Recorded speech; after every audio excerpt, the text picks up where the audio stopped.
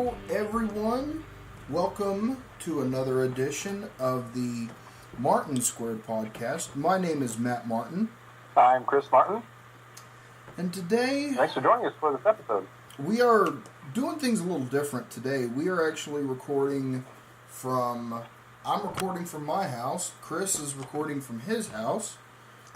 We are going to enjoy a Dissident soapbox. It is the Robusto size. I believe it's the Rave is what they call their Robusto size. It is a Nicaraguan Puro, which means it is all the tobaccos from the cigar were grown in Nicaragua. It has a Jalapa, which is one of the regions in Nicaragua. It's got a Jalapa wrapper on it with a binder from Esteli, Nicaragua. The filler tobaccos are from the regions of Condega, Esteli, and Jalapa. So this cigar is going to be very nice. So this cigar is going to be a little medium to full-bodied cigar. Okay. So I think I know I'm going to enjoy this because I've been enjoying this one for a couple of years since it came out. I want to say it came out like in 2014, 2015, somewhere around there. I love these cigars. These are fantastic cigars. This is my first time having a Dissident soapbox. I have had a Dissident block before, which I liked. At least I've had it one time, but this is the first time for me to have a soapbox. So I'm interested to try it. All right. So cheers to you, Chris. Cheers. And I'm going to punch this time. Oh, really? I haven't used my punch in quite a while. I've not been all that great at using a cutter, and so I felt I needed some practice on that. So for the last numerous cigars, I've been actually getting to practice, and it's gotten pretty decent at it. It's like if I, cut a cigar in my car, then which I do quite often, cutting it, at a slight angle, and I don't mean to do that because I get kind of an inaccurate burn or a off burn, not completely all the way around. So now we're going to punch it this time around, see how it goes. Okay. Well, I'm finishing up my lighting touches. Let me take a couple puffs. And might I say, while you're doing that, I'm going to toast the outside of mine. And it is almost my perfect cigar smoking day. It's cloudy. We're going to have some rain. I love to smoke a cigar on a day like this. If only it was a little bit cooler, that would make it perfect for me. Oh yeah. If we were like in I absolutely love days like this to smoke. Oh yeah. If we were in the low 60s, it would be absolutely perfect cigar smoking weather. So I know we haven't done this in the last few podcasts, but I always tend to be drinking something while I'm smoking a cigar. Sure. I am having a cup of, community coffee, the breakfast blend. I put just a little bit of milk, a little bit of whole milk in the cup, and I know it's okay. It's afternoon when we're recording this, but I'm a lot like our grandparents. I could drink coffee any time of the day. I could drink it any time of the day myself, and I could also drink it just about any way you can. Though I usually start with straight up black coffee, no additives for my first cup, and then maybe later on in the day I might either add some creamer or some Splenda or sugar if I'm feeling that, or a good old iced coffee. I do enjoy those as well. But currently I am drinking unsweet iced tea. Most of the ice is melted, but it's still nice and cool, so it's perfect. Awesome. Well, I want to once again thank Danny Jones over at Jones Cowan Pipe and Tobacco Shop. This is where we got these cigars from. He's Yep. Been a really good friend for us and has been gracious in letting us use his conference room. If any of our viewers want, or viewers, if any of our listeners, well, I guess we have viewers as well, but if anybody wants to go by there and take a look around, pick up stuff, his address is 2744 Donovan Circle here in Amarillo, Texas. The phone number, you can always call him. It's 806-355-2821. That's right. Always a really good selection. Of course, you're going to get friendly service over there. Not only cigars, but a very nice selection of pipe tobaccos as well. I've had a number of them in there, and of course, if you're ever looking to smoke and you want to smoke with somebody, there's a good chance during the week or on Saturday there's somebody in there in the afternoon besides Danny himself. They'll be willing to smoke with you and chat about cigars. Danny, of course, would do that anyway. So there you go. Absolutely. All right, Matt. I'm going to ask you right quick. You asked me last time my initial impressions. I'm going to start with yours first because you are more familiar with the cigar. I just want to hear your take on this before I say mine. Well, I mean, I'm picking up. Let me take a couple more puffs. I'm getting a lot of. Well, I was just about to jump in there, but yeah, go ahead.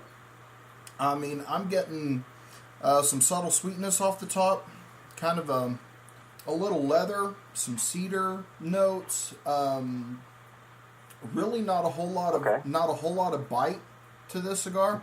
This cigar is kind of a normal or traditional style cigar. It's not necessarily one that has all these different kinds of notes, and it's just like bam, bam, bam, bam. Hence the name Soapbox. It actually comes from, when you go to a cigar shop and you get a bunch of guys hanging around, there's always going to be one guy in there ranting and raving about anything and everything. Something. And getting on his soapbox. Absolutely. So, I mean, I'm picking up some good kind of little leather, very good little mix of some sweetness and some cedar. Okay. How about you? And though I'm not, my palate's not good enough to, or refined enough to get much in the way of flavors. I had a little bit of spice right on the beginning here, right off the top, but it's kind of mellowed out a little bit since then. About 3/4 of an inch of ash at the moment, and pretty mellow. Not as dark as what I'm used to. I do like the dark, heavier flavors, much like I like my coffee. Mm-hmm. But fairly smooth so far. Now, let me ask you this: you mentioned earlier that now this is all Nicaraguan, puro, I think was the word that you used, and I don't think I've smoked too many cigars that are straight up, all the way around from one particular place, at least not without looking it up to see. So any take on how that's different than other cigars that are a bit more of a mix of locales? Well, a lot of the you have a lot of kind of big name cigars that are from the Dominican Republic, like all of the Arturo Fuente cigars. A lot of the different characteristics you find in a cigar, like if there's 4 or 5 different notes that you'll pick up out of a cigar, that's where you'll notice that it's from different regions or different countries. In Nicaragua alone, Jalapa Valley, which that's where you get kind of your smooth textures, tobaccos around Esteli that are grown are mainly for combustion elements. So that's where you get the Ligero, which is kind of a more full-bodied, more of a powerhouse type of cigar. Condega is another region. I can't think of them all off the top of. You got the point across here, though. So And I didn't realize that was the case. That of course your different regions of even one particular country, such as Nicaragua, you'll get different notes kind of coming through. Well, that's a pretty interesting thing. Going back to and like you said, the cigar itself, you have different parts of the cigar from different parts of the same country. But again, even though it's also all part of the same country, so pretty interesting. Most of the high quality cigars nowadays come from Nicaragua. I mean, right. Like the Dominican Republic is still a big powerhouse whenever it comes to cigars, but Nicaragua, pretty much at this point, Nicaragua is kind of the mecca, you might say, of the cigar industry. Yes, you do still right. have cigars grown in Cuba, but I haven't been that big a fan of Cuban cigars pretty much ever. There's only about maybe 5 or so cigars that I would smoke from Cuba. The rest of them to me are just so. I really enjoy the Dominican Republic. I enjoy Nicaragua. There's some that are the tobacco's grown in Honduras and in Ecuador. Those are also good countries to get your cigars from, the tobacco from. But yeah, Nicaragua right now is like head and shoulders above anything else at this point. The Dominicans are good, but they're definitely, in my opinion, kind of second level. Then, or number 2 in ranking order, you have Nicaragua, Dominican Republic, Ecuador, and then Honduras are pretty much the top, or the list of the 4 big countries that people get cigar tobacco from. Right. Sun comes up and rises high. It's so hot, it's gonna make me cry. Oh, Lord. On this cloudy, rainy day here in town, let's move on to our first subject of the day that hasn't had anything to do with cigars. What do you want to talk about next, Matt? Well, I mean, you know me. I always like to talk about sports, and big thing going on. This is going to hurt for a little while. Right, big thing going on right now. Training camps are open in the NFL. This is one of those times of the year that I just get so excited because of football. I'm almost giddy because of football is just around the corner. We are exactly 1 month away from the beginning of the regular season, and I cannot wait. Right, we just had the Hall of Fame game between the Cowboys and Arizona. Let's see, it was the Arizona Cardinals. Cardinals. I was going to say Cardinals, right? And then on Thursday of this week, I know my my Dolphins are going to be playing their first preseason game. Mm-hmm. And before we get to the Dolphins, let's talk about just had the Hall of Fame game and the Hall of Fame induction ceremony as well. So, any thoughts on those? Everybody that got in, Jerry Jones, owner of the Dallas Cowboys, LaDainian Tomlinson, who is a native Texan in himself, played for San Diego for years, spent about the last 2 years of his career with the New York Jets. Kurt Warner, who I still have a little bit of beef with because I was the Super Bowl he won with the Rams against the Tennessee Titans. I was a big Titans fan back then because they used to be the Oilers, so still kind of rubs me wrong a little bit. 90% over it. And he definitely deserves, his time in the Hall of Fame. Right. Of course, Jason Taylor, he had a pretty stirring speech that night as well. Let's see who else. Morton Anderson, who played for, the Vikings, the Falcons, the Saints. I think he played for a time or two. Those are the 3 I can think of off the top of my head. Played for, 20 plus years. But then kickers can do that. Kickers and punters are the 2 positions that, quarterbacks are trying to do the same thing. But kickers and punters, you can pretty much play for, 20 to 25 years if you're that's like you think right now, some of the kickers in their, 40s probably? Yeah. There's probably not any kicker that's 50, but definitely in their 40s, yeah. Oh, yeah, absolutely. Let's see. Yeah, you said Jason Taylor got in. Terrell Davis. Oh, God. Terrell Davis. I yeah. cannot believe I forgot TD.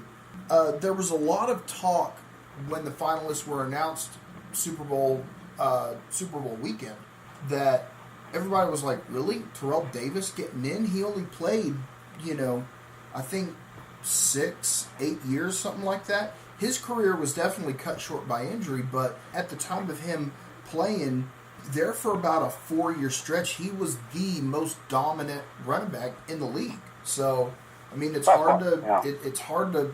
There's always going to be debate whether he should be in, should not be in. Those 2 Super Bowl runs with him and John Elway, when both of them played for Denver. As far as, to be honest with you, I didn't watch a whole lot of the Hall of Fame. What was that, Friday or Saturday? I didn't get to watch a whole lot of the enshrinement ceremony. But from what I heard, like, Jerry Jones gave a lot of credit, surprisingly, to Jimmy Johnson in his acceptance speech. I would be angry if I was Jimmy Johnson if he hadn't, but I'm sure, Johnson is a fairly humble guy when you get down to it, so he wouldn't have been all that upset, I imagine. But yeah, he deserves a lot of the credit for helping, Jerry achieve a lot of the success that the Cowboys have and all. So but congratulations to all of them. So absolutely. fantastic. To be honest with you, if it wasn't for Jimmy Johnson, Dallas wouldn't have been the dynasty of the 90s. No, and we wouldn't. Still be looking back to those days as their glory days, or as their latest glory days, I should say. And again, I mean, I'm not digging on Cowboys fans because I am one myself. Dolphins are my number 1 team. Cowboys definitely my number 2. Every year is in some ways compared to that time period, and that's what they've been trying to build. I think, in the last year with the current setup. So. And we'll see what happens. I mean, with the current setup of Dak Prescott and Zeke Elliott, I mean, most fans would think that they would probably win a Super Bowl before their careers were up. But then also Cowboy fans were probably thinking that Romo would have won a Super Bowl at some point. The NBC broadcast, I was watching a little bit of the game, and they were showing how him and Jim Nantz were like in a little canopy, what seemed like light years away, basically having Tony Romo practice being a color commentator before he actually got on air. Which I think we talked about a little bit last time. What are your thoughts on Romo? Do you think he'll be a pretty good commentator? I mean, I feel like personally he's got the personality to do so. And after a little bit of time and some polish and some reps, I think he'll be a good addition to the team. I think he's going into an interesting situation because they're giving him the number 1 color commentator job right off the bat. He will definitely be able to pull it off. There's no doubt in my mind that he can pull it off because he's got a great personality for being on TV. Sure. There's no doubt in my mind that, he will definitely be a good color commentator for the foreseeable future. I think it all depends. Like, if for some reason Dak Prescott gets hurt this year, then I can see Romo potentially trying to get back into being quarterback for Dallas and Dallas alone. I don't think he'll be going anywhere else.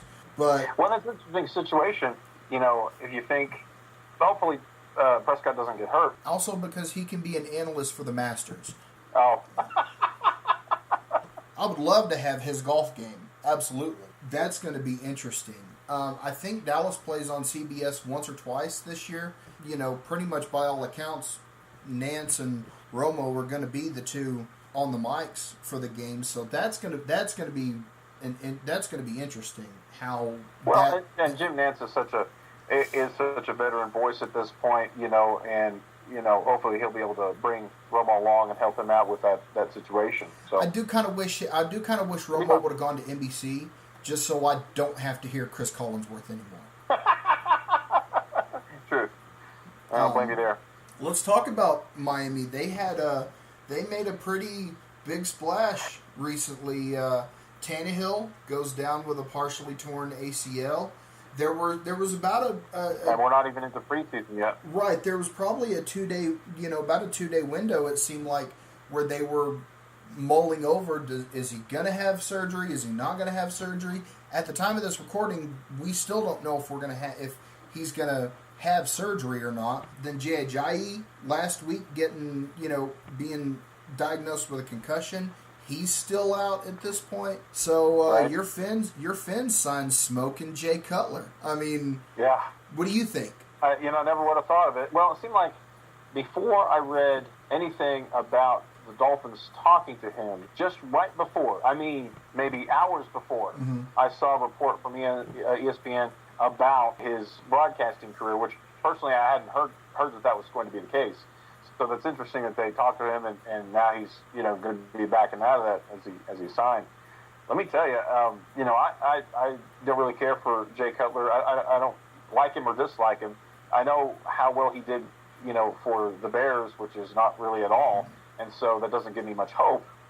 But I know that a lot of Fins fans are outraged at that, especially when they could have taken, Colin Kaepernick, who's just kind of out there floating at the moment. And personally, where Kaepernick has done pretty well, outside of his controversy issues, I wouldn't mind him as a starter. And that's against Matt Moore, who knows everything there is to know about the offense at this point, being the second guy up there. Do you want to know why they signed Cutler? The reason why they signed Cutler is because Adam Gase, who was the former offensive coordinator for the Chicago Bears, Cutler knows that playbook. Right. During Adam Gase's tenure in Chicago, Cutler had his career high in touchdown to interception ratio, his career high in completion percentage, and overall did so much for Jay Cutler that when Tannehill got hurt, that was my direct correlation. I'm like, okay, bring in Jay Cutler. You may go 9-7, 8-8, which is probably what Tannehill, in my opinion, would have done anyway. Tannehill would have only gotten them maybe 10-6 would have been the highest they would have gone. And yeah, if you look on were to be on Twitter or any other social media within the last 2 days, hell, you would think Kaepernick's the greatest quarterback in the world. Teaser to the end of the segment, that right there is going to be something we will come back to. I am very passionate about this whole Kaepernick issue. I've been a friggin' ticking time bomb with this whole Kaepernick issue. Mark my words, we will get to that later on in the show. Anyway, okay, I'm good. Well, and personally, as a Dolphins fan, I would not have been all that upset if they had taken Kaepernick, just because, he has played well in the past for the 49ers, and it would be interesting to see what he would do. But you make a great point, and I forgot that indeed Gase and Cutler work together. That is going to be a bit of an advantage, and, he's been working with everybody, and Cutler's going to be coming in, very dry or cold, so to speak, with this whole situation. But, and I think I saw this morning that the Dolphins have decided not to start him in the preseason game on Thursday this week, just in a couple days. So that'll give him some extra time to watch, some of the film and watch, be able to watch the game and see how the offense plays out with, it'll be Matt Moore at that time.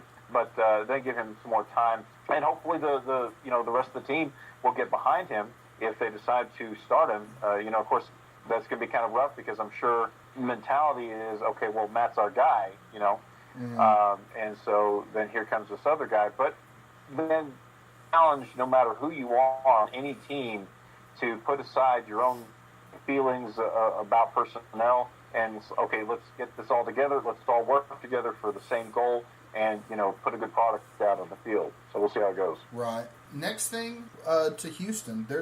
Really, Miami, Houston, and Dallas on this podcast are going to be the three that we mainly cover. We'll be covering, if there's any big news that happens throughout the NFL will definitely cover that. But going down to Houston, there's all the analysts nowadays are basically penciling in Deshaun Watson as the quarterback to start week 1 or within the first few weeks. Right now, Tom Savage has the advantage. He's been in the system. He knows the playbook. All reports that I keep hearing say he's throwing the ball really well. He's really accurate. Even DeAndre Hopkins, a star wide receiver for Houston, has endorsed Tom Savage as the quarterback. And so for me, I'm like, as much as I love Deshaun Watson for the future, I would absolutely love for Tom Savage to start possibly all year long. If Savage starts and plays all year long, Houston's going to be in the playoffs. No doubt about that. Not to go on a little tangent here, but I'm going to go on a little tangent here. I read yesterday that Brock Osweiler is going to start the first preseason game for the Browns. I'm like, oh wow! That was my same sentiment about that. It was wow. But going back to, well, it's kind of like that's where you go as a potential superstar to continue further into mediocrity. I mean, yeah. You look at So that's all I'm going to say about that. Something else that's been going on. I haven't heard anything new, but Dwayne Brown, our Pro Bowl, All-Pro left tackle, holding out. He's got, I think, 2 years left on his contract, but no guaranteed money. So he's holding out, wanting a new, restructured contract. And oh God, if that offensive line was bad last year, it was mainly through injury. I mean, Nick Martin, who was our second-round draft pick last year, didn't even play, got hurt, was hurt all year long. So hopefully here's what I hope. I hope Brown starts at left tackle, Xavier Su'a-Filo, who's been decent, hasn't been, up to the second-round pick that we took, I think, 2 or 3 years ago, is okay. I hope Greg Mance actually starts at center. Came in, played really good. I hope Nick Martin plays right guard, and then we'll just kind of see who comes out at right tackle position. David Quisenberry, who was diagnosed with, I want to say it was leukemia, shortly after getting drafted. They're actually trying him out at guard and tackle. So, if he can be just as good coming out of college as he is now, then I think he should be given a shot at that right tackle position. Okay. But I think that I truly believe the offensive line is going to wind up being the weak link of Houston all year long. That's going to be the determining factor. If they at least become, let's say, just above average, then I think we'll be in great shape. Last year, with the rotation that they had, they were well below average last year. Well, and if I can make it a comparison to the Dolphins, we were having just a rough time, keeping any protection on Tannehill. When your offensive line is not doing its job, your quarterback can't do his job, which is to, make touchdowns and, hand the ball off correctly. Mm-hmm. So, that's kind of a scary thing. So maybe they can come together, hopefully so.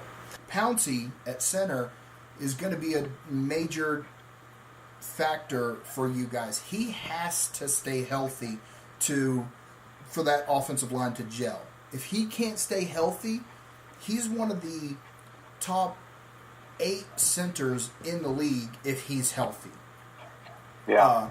So that's going to be the biggest issue for Miami's offensive line. And then with Houston, Will Fuller breaking his collarbone, he's going to be out 6 to 8 weeks.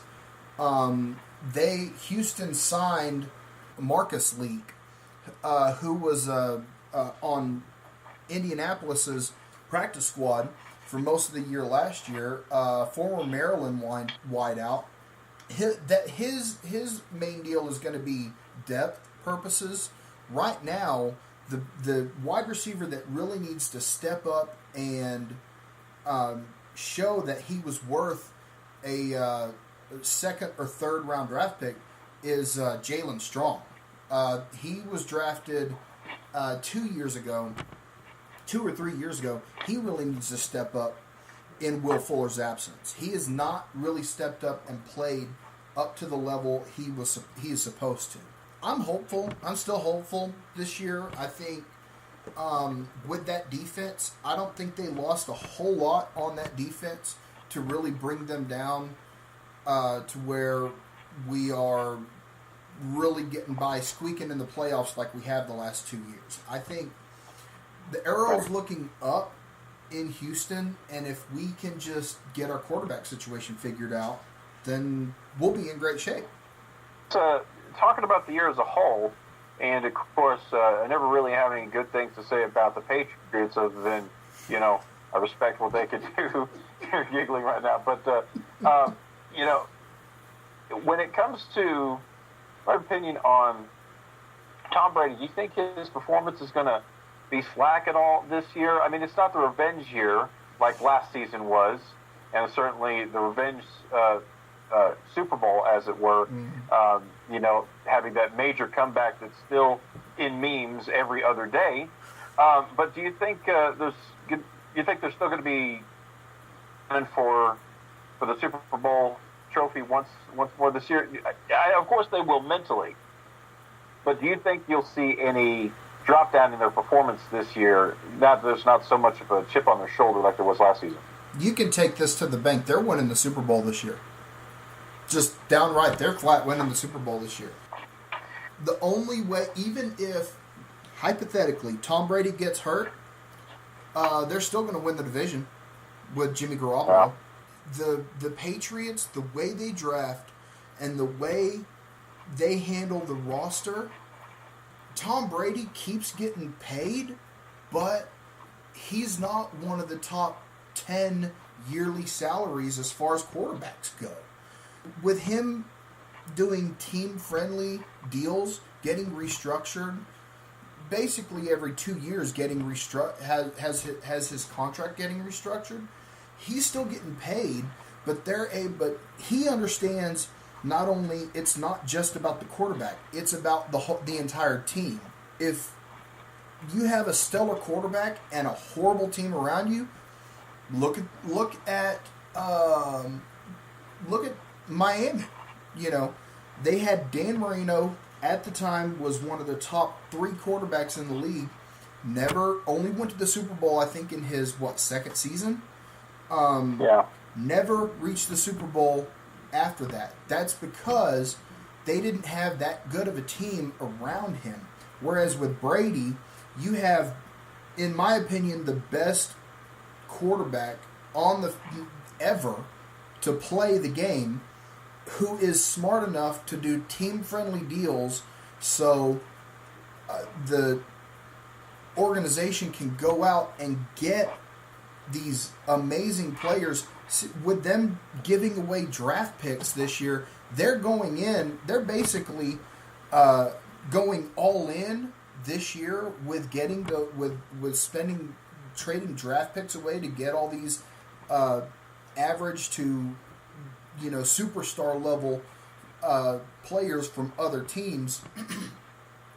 They're looking at, I think, one final run with him and Belichick, and then both of them will probably retire, and then we'll have the Jimmy Garoppolo era in New England. But yeah, you can pretty much pencil them in for the AFC side for the Super Bowl, and I'm going to go out. Okay, this is not going to be that big of a limb, but they're going to win the Super Bowl this year. If they don't win the Super Bowl this year, it's basically because Brady got hurt. It's the only way they don't win the Super Bowl this year.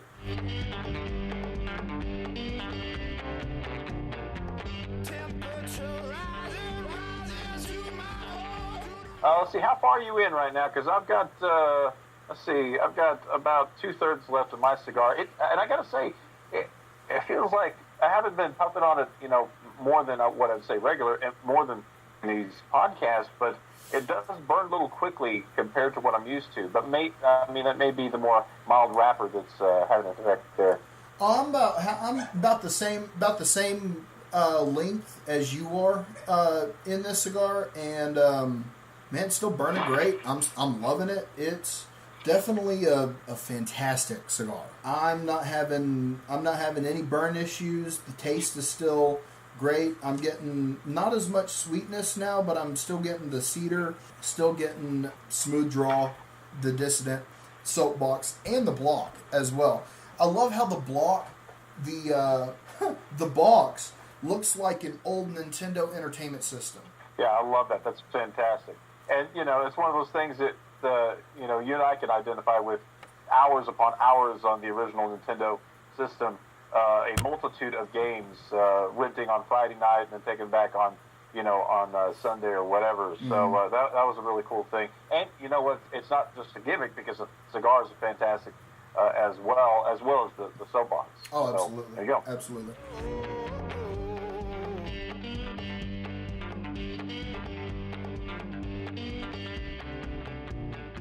All right. Well, we're finally done with the NFL talk.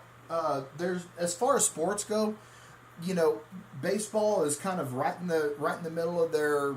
Well, no, not right in the middle. They're coming closer towards the end of their regular season. October's on the way. Oh, absolutely. The Astros are still, top of the AL Central Division, so I'm happy about that. Rangers, they traded Yu Darvish to the Dodgers, surprising. So Astros are, unless there's a major collapse, Astros look like they're going to be in the playoffs. I kind of hope the Rangers aren't, but then that's just me being an Astros fan. So very true. Let's see. I don't know how to transition from one thing to the other that well. So let's talk about movies, or media in general. Movies, games, music. What we've been doing. I'm going to take over this conversation just a little bit. This very morning, and I know this because your wife sent it to me on Facebook, which I was appreciative, and I know you saw it as well. Of course, we're big fans of Deadpool. Mm-hmm. Ryan Reynolds, fantastic job in that movie. Made a ton of money for Fox. And, of course, Deadpool 2 is on the way. Ryan Reynolds has been tweeting out pictures throughout the course of that. Last week, he tweeted out a picture of, I don't remember the actress's name, but Domino. She's going to be playing Domino in the movie. And then this morning, sent out a picture of Josh Brolin as Cable. Mm-hmm. And this is harkening back, both of us have played the Deadpool game, which was released on the Xbox 360 and the PS3, and then on the Xbox One as well. Just if you've never played it, I mean, if you like Deadpool at all, it is worth playing because the story's fantastic, the jokes are hilarious. I mean, Deadpool is Deadpool, and of course, you got lots of Cable in that.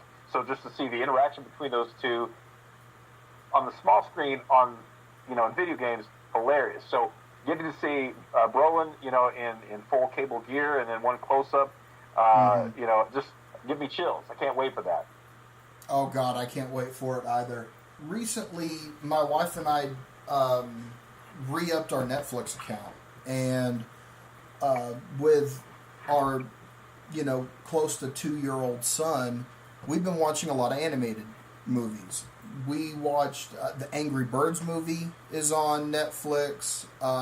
Both me and my wife are really big fans of that. It's just a cute little movie. Secret Life of Pets is another one that, oh God, we both absolutely love watching.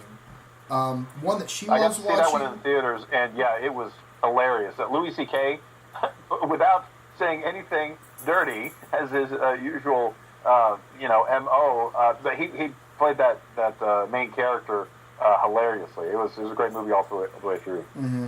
One that my wife enjoys watching, but I'm not that crazy about, is Trolls. To me, that's just, on the face, it's a lot like the Angry Birds movie where, okay, they're just trying to make a movie to increase popularity in a toy or a game. She loves it. I hear her sing the songs quite a bit through it. It's cute. Don't get me wrong. I will for the most part sit and watch it with her and with Jackson. And it's a cute movie. It's one I haven't checked out yet, but I am familiar with that Justin Timberlake song that was, kind of the leading song out of that movie. And I got to say, without having seen the movie, the song itself, it's a pop song. It's upbeat, makes you feel good. It's catchy. It's one of those things that, we have enough bad news that goes on from time to time and enough songs that, make you feel this way and that. But that song, it's a nice addition to the repertoire of 2017. I have enjoyed it so far. Mm-hmm. So what have you been watching? Well, I'll go back into the last movie that I watched, actually, when I was out of town recently, was War for Planet of the Apes, which so far it's the third of this. It's basically if you kind of want to say it's a prequel trilogy to the Planet of the Apes movie with Mark Wahlberg back in the 2000s. It started with Dawn of the Planet of the Apes with James Franco, and then I forget the lead actor's name in Rise of the Planet of the Apes. But so far, we've enjoyed those movies quite a bit. The War for Planet of the Apes had Woody Harrelson in it as the main antagonist, and Andy Serkis, who of course was Gollum in the Lord of the Rings movies. He does the voice and the facial features, or not facial features, but the facial movements, if you will, for Caesar, who's the leader of the apes, and just a fantastic movie. I don't know if I would put it as the best of the three, but certainly needs to be right up there with the other two, because it continues to show off the ongoing struggle between the humans and the apes at that point in the time period, and also reveals, not to get into spoilers here, but reveals an issue or an issue that humans are having that are making it more and more apparent that they're on their way to their extinction, kind of another disease sort of issue. So, but lots of good emotion. Teared up a couple of times because, it's just like these characters that you care about, and they're going through such rough times, and they're just trying to, do their own thing, no fault of their own. It's a really good movie. I know that you and your wife aren't particular fans of that series. I don't know if you've seen any of them, but it's definitely worth checking out. Not a kids movie by any means, and none of them have been, but certainly if you're a fan of the original Planet of the Apes movies, this is a good one in the series, and I think it continues on, carrying on that story very well. Let's see, what else have I seen recently? I need to just go tomorrow and see it. I still haven't seen Wonder Woman. I still haven't seen Spider-Man. A good friend of mine this morning told me that she saw Wonder Woman and absolutely loved it, and I've heard nothing but good things about it. By the next podcast, I will have seen it. I'm going to go see it this week. Good. I'm going to go see it this week. Well, one thing you were saying was movies that, the War for Planet of the Apes, you kind of teared up a little bit. The last movie I can remember that I teared up for was the first time I saw Toy Story 3. You know what? I haven't even seen that one, and I think I didn't want to see it because I didn't want to go through the emotions that a lot of people have gone through, but I heard it was good. Oh, it was. I mean, I grew up with that movie trilogy. I was about the same timeline as Andy when the first one came out, when the second one came out.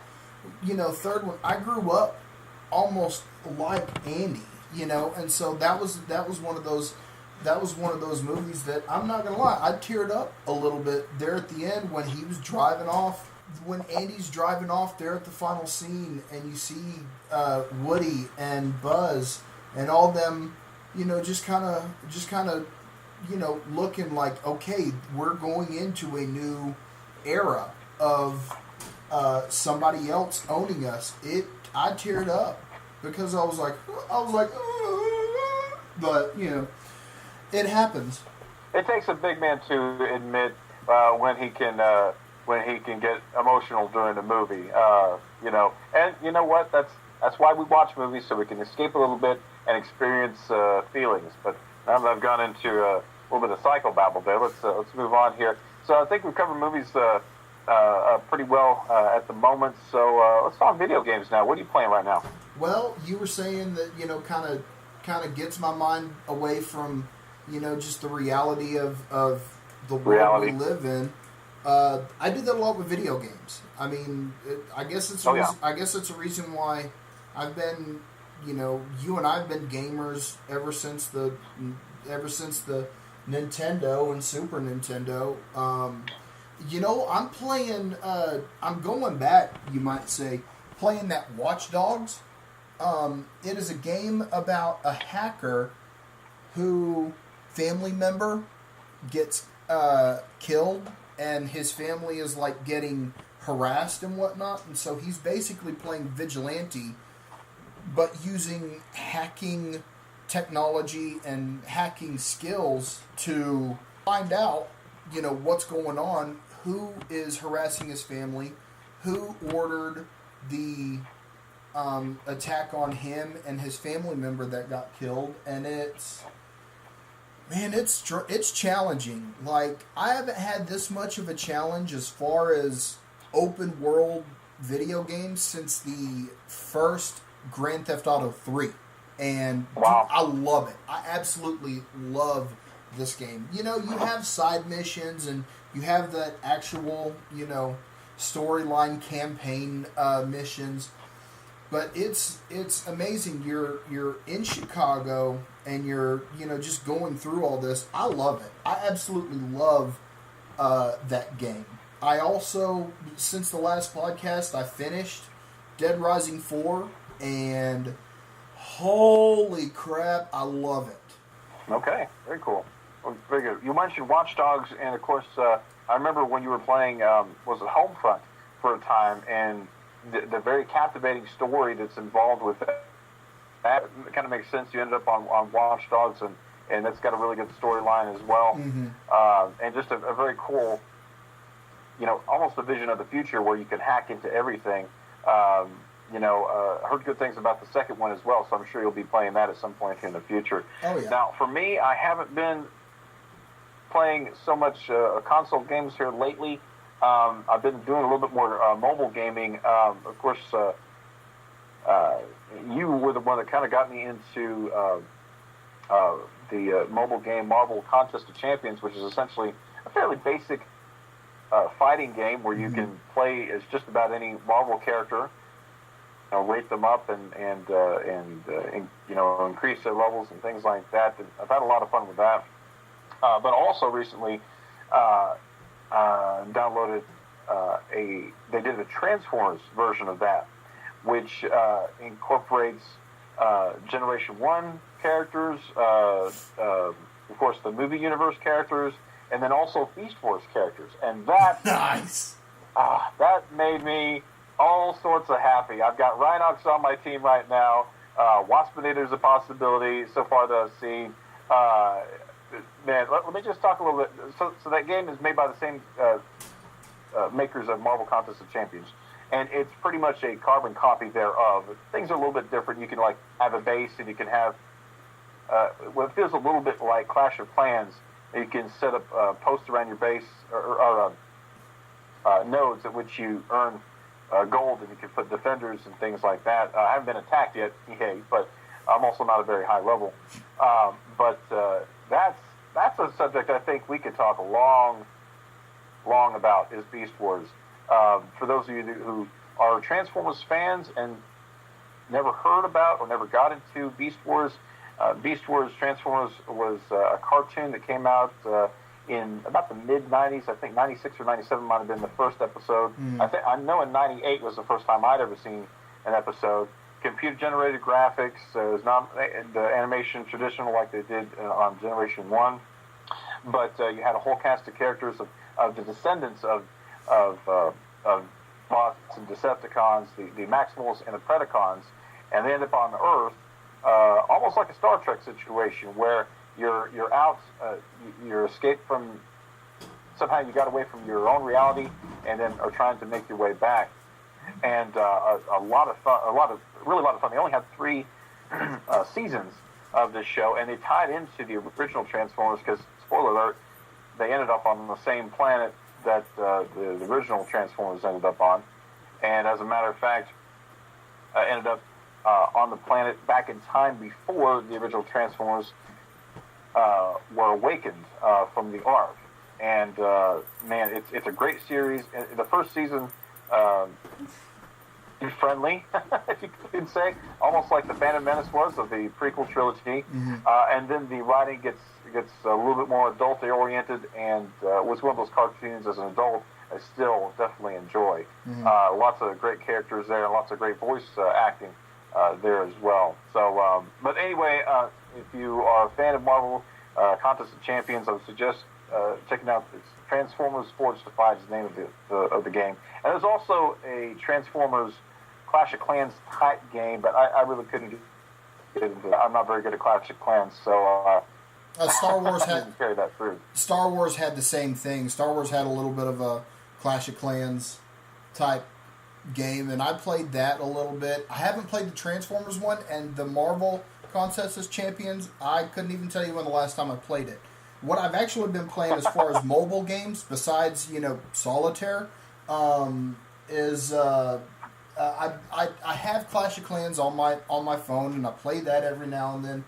I'm in a clan with a handful of our friends, and but I've been playing that Hearthstone, which is a Warcraft based customizable card game. It's a lot like the old Star Wars customizable card game that you and I used to play back whenever we were kids. But it's mobile based, and it's still just I'm working on my gaming computer right now to try and get that up and running to where I can play World of Warcraft because of the movie, and I'm just jonesing right now to play World of Warcraft, so I'm just like, whoo! So that's kind of keeping me tied over until, I actually can get my gaming computer up and running. So, well, let's see here. It's interesting you mentioned the Star Wars customizable card game, which we played for quite some time back when you were in middle school and I was in high school, and even when you got into high school as well. That was a lot of fun. And there is even a version online that you could play, download a couple of applications, and build your decks from there. I never could get into that, but it's that was kind of cool. I know exactly where all of the cards that we had are. I have them in storage right now. But yeah, that was a lot of fun.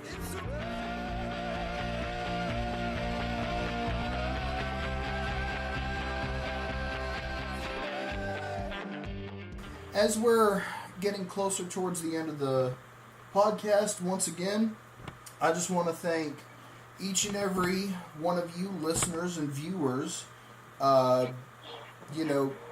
Chris and I have been doing this for years and years. We'll get together, smoke cigars, have all sorts of drinks, whether it's coffee, tea, water, or any sort of alcoholic drink.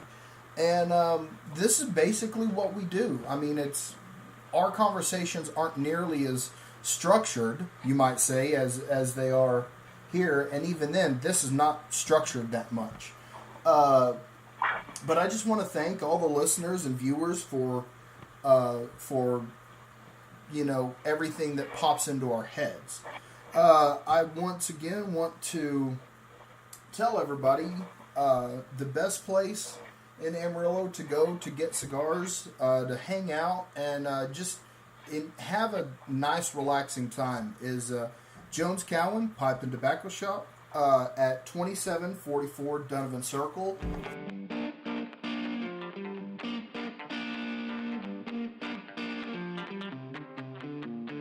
Chris, what are you wanting to get off your chest right now? What really grinds my gears, Matt, is Well, I had an incident recently. This is kind of going back to traffic, I guess, which I talked about in the last podcast. Went and put some gas in my car at a gas station, and I think this doesn't happen that often, but it did this one time, and it really, really kind of made me mad because it's like, well, it's just being lazy. So go to put some gas in my car, pick up the handle, and of course the plunger's still pushed down, which means as soon as I took the thing out, and me assuming that it would not be engaged, splashed gas on me, and so it smelled like gas the rest of the afternoon. It's a kind of a minor thing, and again, it doesn't happen that often, but it's like, just make sure that the thing is not pushed in when you put the handle back. It's really not that hard, people. You're not in so much of a, if you're stopping to get gas, you're not in so much of a hurry that you can't make sure the thing is down, before you put it in.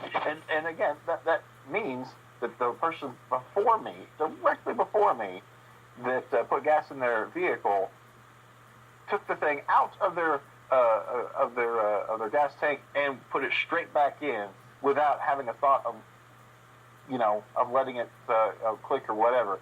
Which also means that they were click, trying to top off their tank. Which, look, I don't have any issue with. If that's how you want to do things, that's fine. But when you go up there, you're not assuming that the thing is going to just splash gas all over you. So please take some time. Just a second is all it takes. Let it click fine. Top up your tank, but make sure it's not engaged when you put it back on the thing for the next person down the line. So that's off my chest. What's grinding your gears, Matt? All right. Well, one good thing, one bad thing. Okay. The good thing, football's almost here. We have training camps open. Yay. We have preseason games. Two-a-days are starting locally, so there's that. I'm not just talking about NFL, college football. Love college football. I used to be a big fan of OU, Oklahoma University football, because I was born in Oklahoma City, which is about an hour north of Norman. I got accepted to Texas Tech coming out of high school, so I was a Red Raider fan for a little while. Nowadays, I don't really have a team that I love or hate. I just enjoy watching college football. I'm just a big fan of watching college football. Which means you're never bored on a Saturday then. Oh, God, during no. football season. God, no, I'm not bored on Saturdays. I hate how, you have NHL and NBA pretty much wrap up about the same week, sometime in early to mid-June.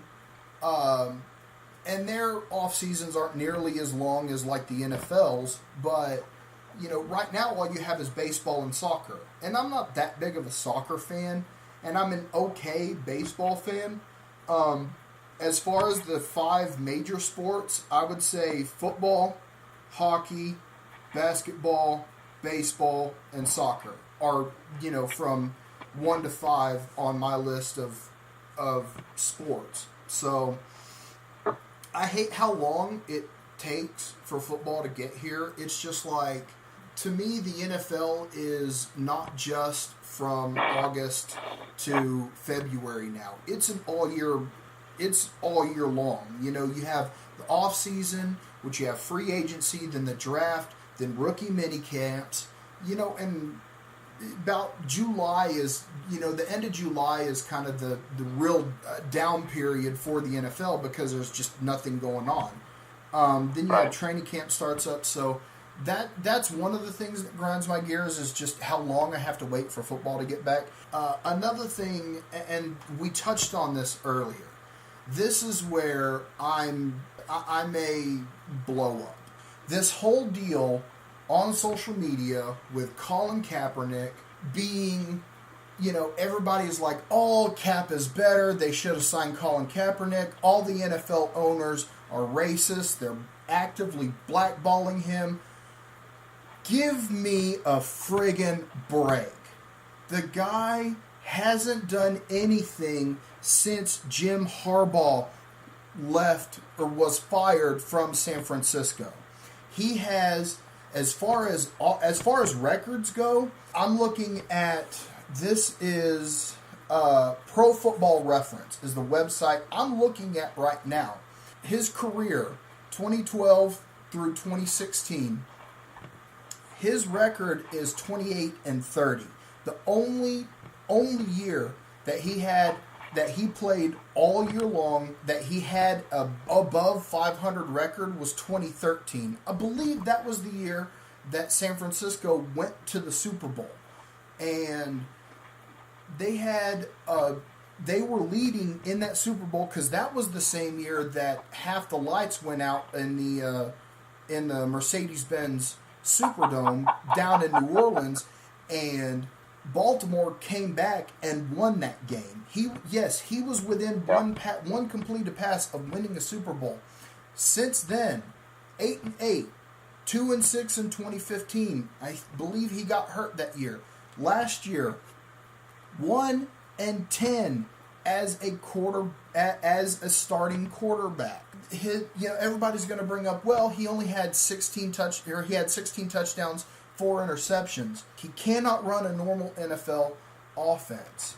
He is not that accurate with the ball. Yes, I understand what he did, kneeling for the national anthem. That pissed off a lot of people. It irritated me.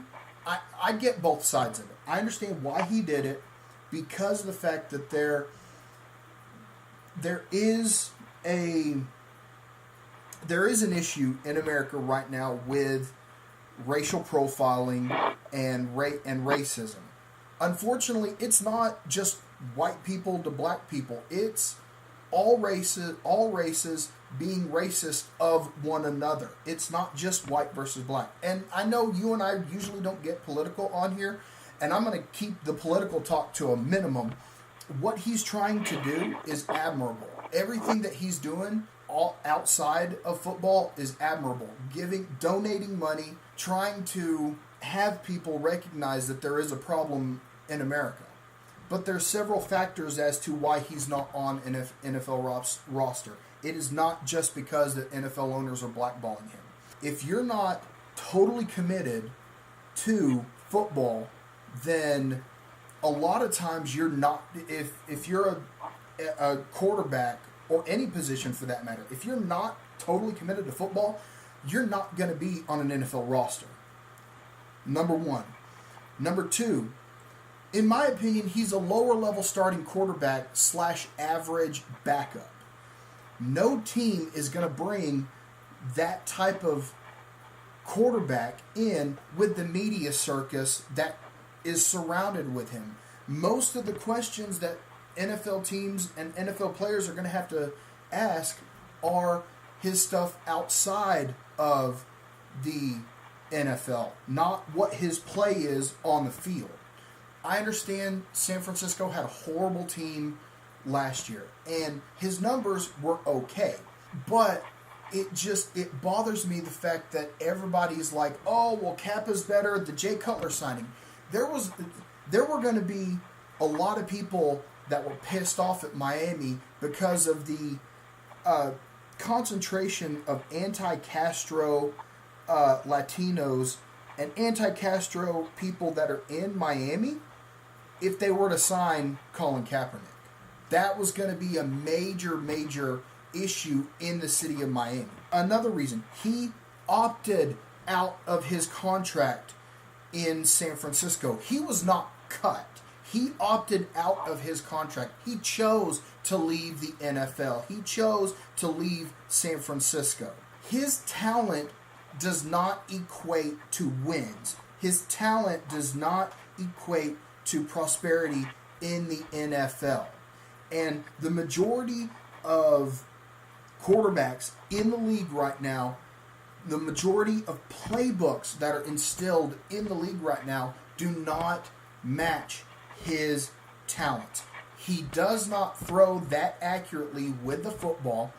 He is a read one, read two, take off running type of quarterback. Right. Any quarterback that is that type of skill set gets hurt in the NFL. He has a slender body. He is going to get hurt in the NFL if he does not know how to throw the ball accurately from the pocket. It's not just because of the NFL's racist, and ergo that's why he's not in the NFL. Pardon my language. That pisses me off because of Jay Cutler getting signed, Ryan Fitzpatrick getting signed, Mike Glennon going from Tampa Bay to Chicago.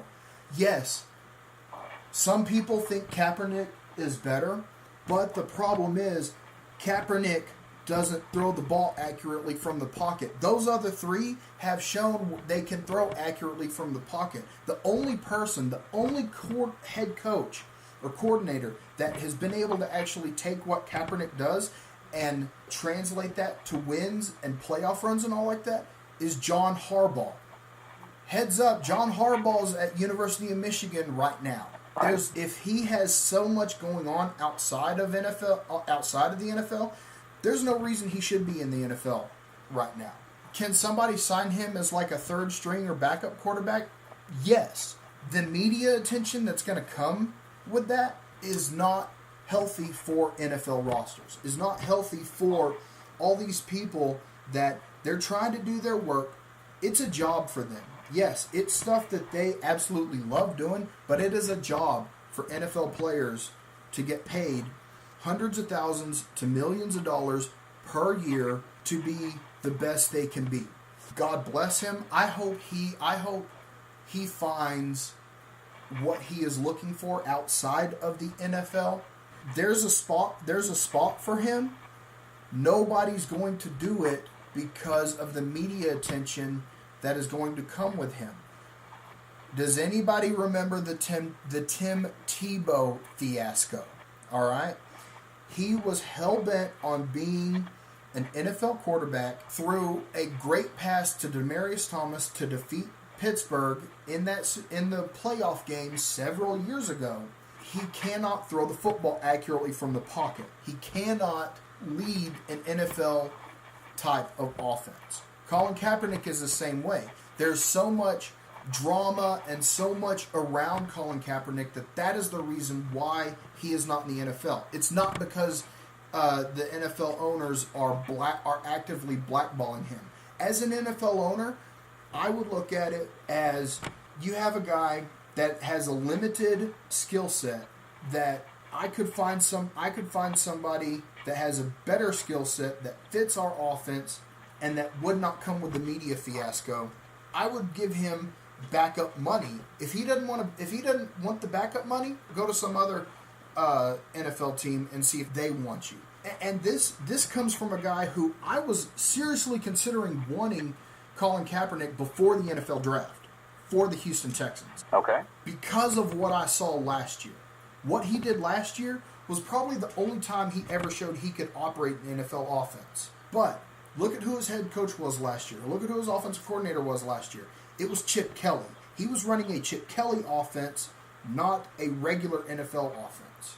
That's the reason why I try and stay off of social media. And what bugs me about a lot of this stuff is I'm hearing it on ESPN. I'm hearing it on NFL Network. Oh, well, Colin Kaepernick should be on an NFL roster. So he's not on an NFL roster. Please let it go. And that, my friends, is my grind, my gears. Well, let me talk a little bit about that. You're definitely making some great points. Strictly from a performance aspect, it just doesn't make much sense to have him as a starter at all anywhere. Now, I will say this: when I did see a few of the reports from ESPN that the Dolphins had been considering him right before they decided to go with Jay Cutler, thinking about his performance in the past, I don't know how well he would do with a Dolphins offense, and certainly this late, right before we actually get started on preseason, would be a bit of a rough time. He would have to back up Matt Moore, at the very least, back up Matt Moore for a number of games before, and Jay Cutler's going to have the same issue. But just the differences in ages of Nick and Jay Cutler, personally, I would think that Kaepernick would be a better choice. I'm just talking about, skills and performance alone, okay? Because Cutler's never been a great quarterback. I don't think he would ever be a great quarterback. Would you, if you were the Dolphins and you said, okay, forget about the media circus, let's take a look at this guy and see what he can do, would you have picked Kaepernick? Forget about the media circus again. You know, just not. It would, so of course, that would be in everybody's, you know, estimation. That would be a high priority thing, you know. But if you were looking at skill set alone and you were looking at past performance and looking at age, would you, if you were the Dolphins, said, all right, let's see what Kaepernick can do at least for, you know, part of the season and the rest of the season, see how Matt Moore can do? What would you say? I would have said, you know, taking the media circus out of it, taking out the fact that Adam Gase, the head coach for the Dolphins, already had a prior relationship with Jay Cutler. If I were Stephen Ross, who I believe is the owner of the Dolphins, I probably would have brought him in, given him a 1-year, $4 million contract. All right. If he doesn't pan out in training camp, cut him. If he does, we'll keep him on the roster. We'll see how things go in Miami. Because if there's a lot of people that say they will not attend Miami Dolphin games because he's on the roster, that would come down to the almighty dollar for an NFL owner. I know NFL owners make billions of dollars per year, and that's guaranteed. Like, no matter the controversial subject matter of your players. I mean, and you know, the NFL, the players of the last several years that have been in scandals because of alleged abuse and things like that. I mean, it's still evident that the owners are going to make a ton of money. The players are still going to make a ton of money, relatively. You know, so that's not really going to be as much of an issue. But I mean, even if you had Kaepernick as a backup quarterback, and even if he still did the same things, you're going to get much of the country that doesn't really care about football concentrate on that. But the people that care about football are still going to go, well, you know, can he play or not? You know, can he perform, and can he actually fill in if something happens to your starter? You know, that's things that you would definitely be issues. It would still be matters of importance to people that care about the NFL. Absolutely. If I was the owner of the Houston Texans, if I was Bob McNair, and we didn't trade up to draft Deshaun Watson, and it was just Tom Savage and Brandon Weeden on the roster, I would have thought about bringing Kaepernick in. I was like, okay, let's give him a shot. Let's sign him right now and give him low starting quarterback money. Basically, I would have given him a 2-year deal, which this year would have been guaranteed, $4 million guaranteed, $8 million contract, $4 million guaranteed this year with incentives. I would have done that. I would have pulled the trigger. Which would be plenty. Which would have been plenty if, you know, for him to still do his off the field, you know, fundraising and you know, outreach and things like that. Things that he has been doing, you know, since that whole controversy started. You know, still not a bad position. I mean, I think it was Daniel Toss that joked about Brett Favre years ago, and you know, and him getting close to retirement. It's like, I'm going to be backup quarterback. That's still this amount of money. Yeah, I'll take that. Oh, I'm going to be on the practice squad. That's still this amount of money. Yeah, I'm going to take that. You know, if you don't care about being the star as much, you know, and still put the priority of your team above everything else, you know, you can still be very comfortable playing in the NFL, even if you're not top dog there. And if he was a wide receiver, if he was a running back, if he was a defensive back or a linebacker or something like that, this would be a blip on the friggin' radar. The only reason why it is a major issue in general is because he's a quarterback. The quarterback is the most important position. It has to do, and it has to do with a political issue that's been going on for centuries in America. I haven't even looked on his particular social media feeds. None of it has to do with the NFL. None of it has to do with him playing quarterback. Everything that I keep hearing and keep seeing is that it has to do with political issues, and it has to do with other issues besides the NFL. It's like any employer out there. They're probably going to look at your social media and see what you have on Facebook, on Twitter, on Instagram, stuff like that. Now, granted, NFL, sports in general, a little different than what you and I do or what, average Joe does, for work. But with the NFL, if you're not fully committed, doesn't matter what your talent level is. If you're not fully committed, they're not going to give you any sort of money to come in and do something. Very good point. So, well, I think we've talked about that for the time being. Final thoughts, Matt, on Dissonant Soapbox. I'm probably about maybe inch and a half from the head of the cigar, and I love it. It's a little bit more fuller bodied now, but usually cigars that get really short, that get close to the head, they become a little more full bodied. I love this cigar. It's a phenomenal stick. How about you? Yeah, good choice. I've got about an inch and a half as well, and pretty good finish so far. Certainly a fairly decent everyday cigar, much like we talked about the San Lotano last time around. And certainly we'll be getting this again. And I've talked about before, I very rarely smoke a cigar that I don't like, much like go to the movies, that very rarely don't like a movie that I commit to go and paying to go see. Pretty good finish, held together very well. I will admit, the first couple inches seemed to go by a little bit more quickly than I was expecting, but the rest of it, the last half, I should say, is burned fairly evenly for what I was expecting it to be. And hey, I only had to relight once. Well, and see, that's funny because I've had to relight at least 3 or 4 times since we started this podcast, so that kind of switched compared to the last episode. Right. I'm picking up and I didn't talk any more than you did. Well, I'm picking up some light leather notes. Is what I'm picking up right now. So. I like it. Good choice today, sir. Well, everybody, I want to thank you for listening to the Martin Squared podcast. I know this one got a little bit on my end. It got a little more heated just because of the whole Kaepernick issue we talked about in our last segment. I want to thank everybody for listening. I want to thank Danny Jones for his hospitality as always. If you have any questions, any topics you think we should discuss, our email address is martinsquared806@gmail.com.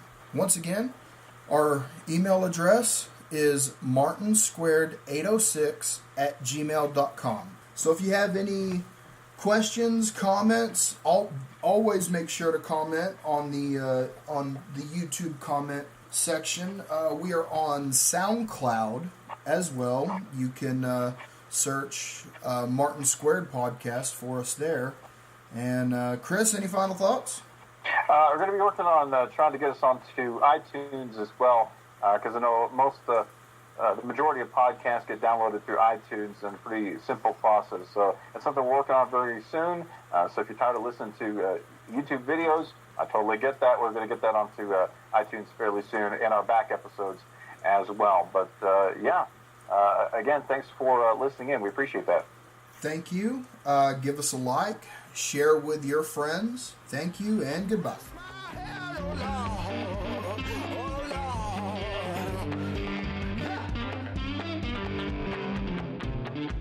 I'm a sweater, I'm a roaster, I'm man, and this day is a blazer. I'm boiling, I'm toiling, I'm in a daze. Oh, this day was a blazer. All the water's gone, all the trees are dry. There's no more water, there's no tears to cry.